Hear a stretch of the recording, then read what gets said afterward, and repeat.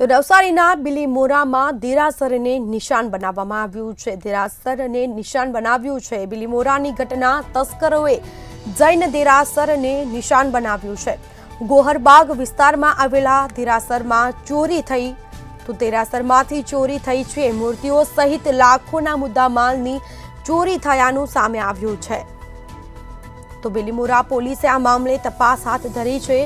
ગોહરબાગ વિસ્તારમાં આવેલું છે જૈન દેરાસર અને તેમાં ચોરીની ઘટના બની છે. તસ્કરોનો તરખાટ જોવા મળ્યો છે. દિવસે ને દિવસે તસ્કરો બેફામ બની રહ્યા છે.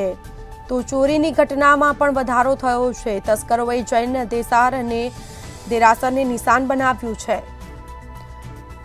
વધુ વિગતો સાથે સંવાદદાતા ઋષ્યંત શર્મા ફોનલાઈન પર જોડાયા છે. જે નવસારીના બિલીમોરામાં તસ્કરોએ જૈન દેરાસરને નિશાન બનાવ્યું છે. ચોરીની ઘટના બની છે, શું છે મામલો?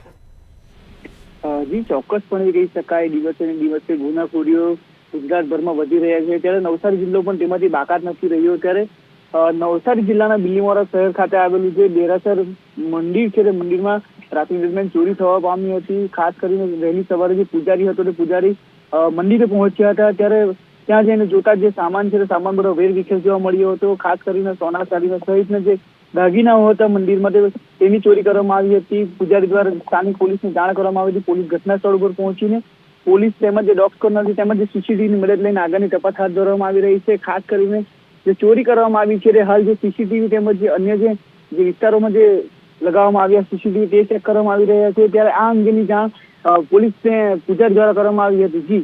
જી બિલકુલથી તમામ જાણકારી આપવા બદલ આપનો આભાર. તો આ મામલે પોલીસે પણ તપાસ હાથ ધરી છે. મૂર્તિઓ સહિત લાખોના મુદ્દામાલની ચોરી થયાનું અનુમાન લગાવવામાં આવ્યું છે. ગોહરબાગ વિસ્તારમાં આવેલા દેરાસરમાં ચોરી થઈ.